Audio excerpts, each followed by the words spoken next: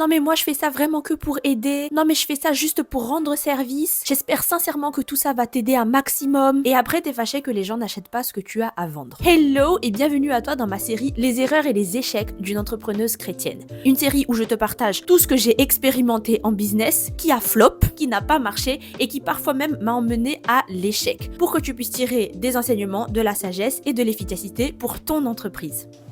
Une grosse erreur que j'avais faite qui faisait que les gens n'achetaient pas chez moi, c'est que je laissais moi-même croire que ma page était là pour juste rendre service gratuitement, pour donner tout plein d'astuces gratuites, d'aider un maximum gratuitement et puis c'est tout. Et je ne comprenais pas pourquoi les gens ne comprenaient pas que j'avais des choses à vendre, pourquoi les gens ne comprenaient pas l'intérêt d'acheter quoi que ce soit chez moi avec toutes ces astuces gratuites que je donnais sur ma page Instagram. Pour la petite histoire, j'ai commencé Instagram autour des années 2020. Et quand j'avais commencé sur Instagram, c'était juste une page où je partageais ma passion. Donc pour le coup, j'avais pas de business, j'avais rien à vendre. Je voulais juste partager ce que je voulais partager, ce qui me plaisait.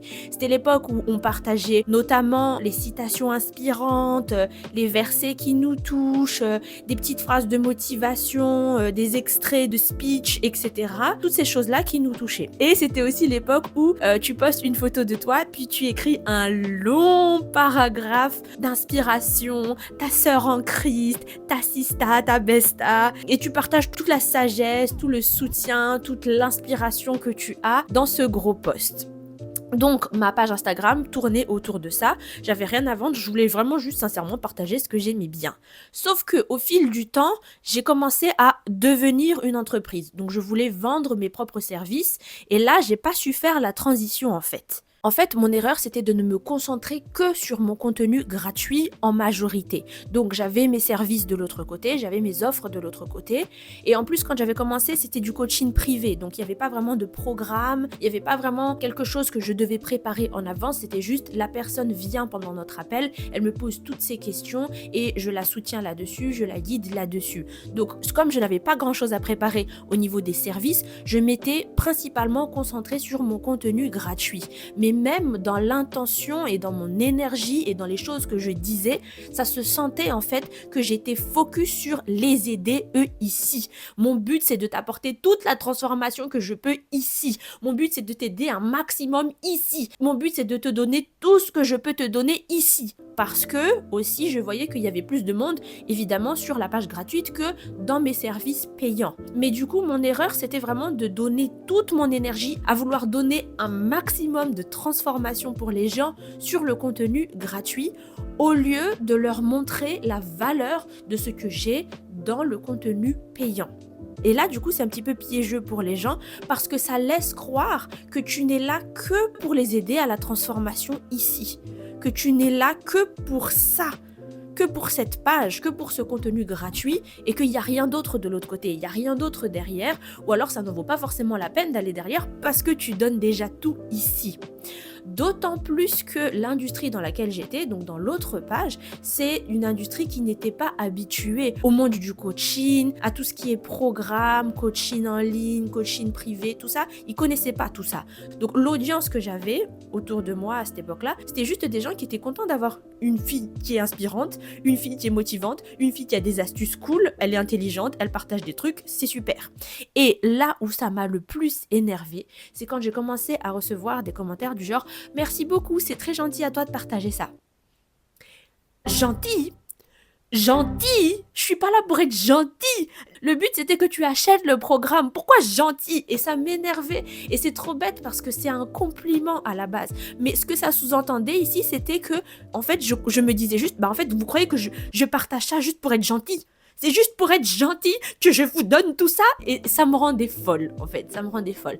En fait, l'erreur, de toute manière, s'il y a malentendu, si les gens comprennent mal, c'est jamais les gens qui comprennent mal. C'est toujours toi qui communiques pas assez clairement. Déjà, retiens ça pour ton entreprise. Peu importe ce que les gens ont compris, c'est le fruit de ta communication. Après, évidemment qu'il y a toujours des gens qui vont Voilà, on connaît ces gens-là. Mais d'une manière générale, si c'est le champ général que je recevais, le problème était dans ma communication. Mais je n'avais pas le recul pour comprendre ça à l'époque. Donc, si tu as une entreprise de service, si tu es là pour aider les gens, alors que dans ton contenu, tu aides déjà les gens, bien sûr que c'est une bonne chose d'aider les gens et on continuera de donner de la valeur gratuitement, mais établis clairement que tu es une entreprise et own it. Assume pleinement, je suis une entreprise. J'ai des offres à vendre. Le plus gros de mon travail, c'est dans le payant. Le plus gros de mes services, le plus gros de la transformation, c'est dans le payant.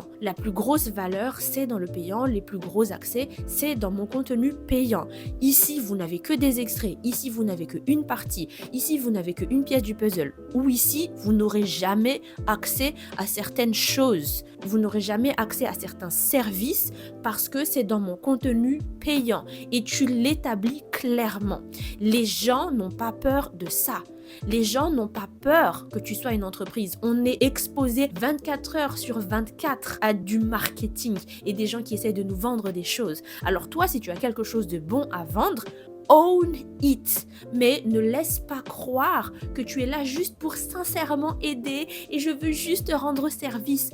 Oui, tu veux sincèrement aider, oui, tu veux rendre service, mais le gros de ta transformation se trouve dans tes offres payantes. Own it, assume-le, établis-le clairement. Et maintenant, pour les chrétiennes en particulier, c'est encore plus compliqué pour nous parce qu'on se dit, déjà, moi, c'est une entreprise de service. Donc déjà, les gens, ils me disent, c'est pour rendre service, pourquoi c'est payant? Et en plus, en tant que chrétien, on doit aimer tout le monde, on doit pas faire du profit à partir du malheur des gens. Si tu es là vraiment pour aider, pourquoi tu fais payer? Je te le dis, en tant que chrétienne, tu peux vendre. Tu peux vendre. Tu peux avoir une entreprise et pour avoir une entreprise, tu as besoin de faire entrer de l'argent et donc de faire payer des clients. Sinon, c'est du bénévolat, mais c'est pas une entreprise. Voici le changement de pensée que tu peux faire. Augmente l'estime que tu portes toi-même à tes services. Tu ne vends pas des petites astuces, des petits tips qui, j'espère, vont aider les gens. Tu vends une vraie expertise. Tu vends du temps, tu vends des années d'études, tu vends des années de travail, tu vends beaucoup de temps pour avoir créé quelque chose, tu vends une vraie offre complète avec une transformation profonde, un accompagnement rapproché, quelque chose de qualité, un service qui a demandé du temps, de l'effort, de l'énergie, une certaine expertise, un certain professionnalisme que personne ne pourra trouver gratuitement comme ça en tapant sur Google, en demandant à ChatGPT ou en se baladant dans les reels Instagram. Ce ne sera jamais pareil et voilà pourquoi on paye.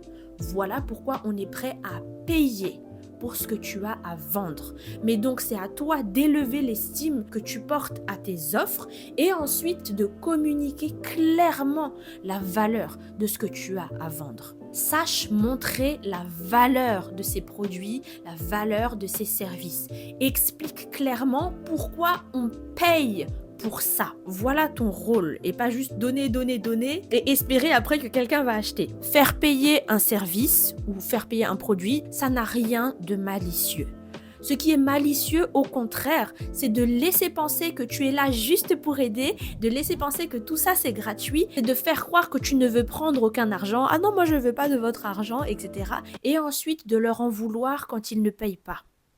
Donc le gros travail à faire ici, c'est de revoir ta communication, d'établir clairement que tu es une entreprise, de faire comprendre que tu as des choses à vendre et par-dessus tout, de savoir communiquer la valeur de tes offres et de tes produits. Et de faire comprendre pourquoi on paierait pour ça.